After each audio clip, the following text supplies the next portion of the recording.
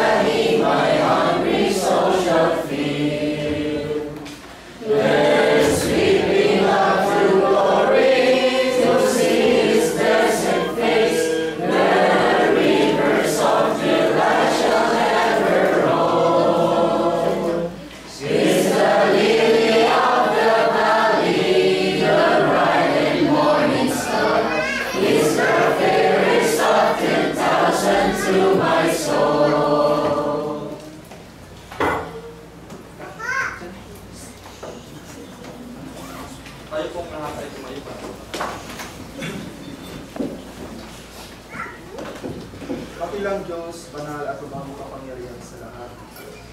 Kami, Panginoon, ay taos-puso ang magpapasalamat sa inyo sa umaga nito na ipinagkaloob mo sa bawat isa sa amin na kalakasan ng buhay upang muling magampanan ang gawain na ito na muling hinggat pasalamatan sa Espiritu at katotohanan ng Panginoon na kami ay magkatikon sa umagang ito upang makarinig ng iyong mga salita na siyang magpapatibay ng aming mga pananampalataya, na siyang magpapatibay ng bawat isa sa amin upang mailayo ang aming mga sarili sa paggawa ng mga pagkakasala.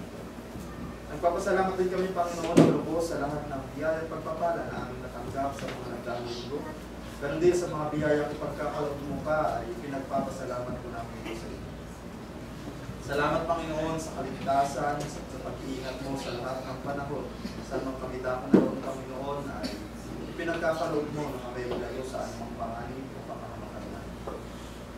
Panginoon, sa umagang ito, nawa ang bawat isa sa amin na nakarinig ng iyong salita ay gamitin mong instrumento upang maibahagi ng ito sa iba ng hindi ba tulad ng makarinig ng iyong katotohanan.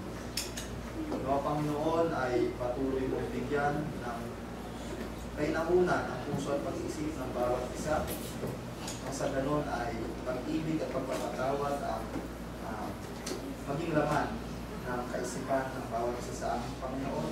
Hinihiling din po namin na bigyan mo ng palakasan ang lahat ng mga mangaral na siya nagdadala ng patutunganan ng aral, nagdadala pa ng bilang mga palakasan, ganoon din ang kanilang mga dunong Panginoon upang nasa ganon sa mga susunod na pagkakataon ay makalikha pa sila na mga maralas na siyang papalit sa kanilang mga ginagawa ng Panginoon.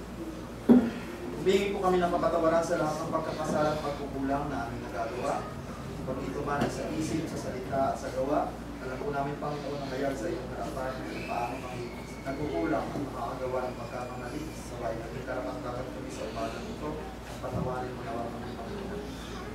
Sa aming mga kapatid na hindi po namin nakasama sa araw nito sa anuman pong kadahilanan, ito, Panginoon, ang nakakaalam ng lahat, ipagkaloob mo sa kanila, Panginoon, ang nilang kalakasan sa mga susunod na pagkakataon, makasama po namin sila na nagpupuot at papasalamat sa iyo.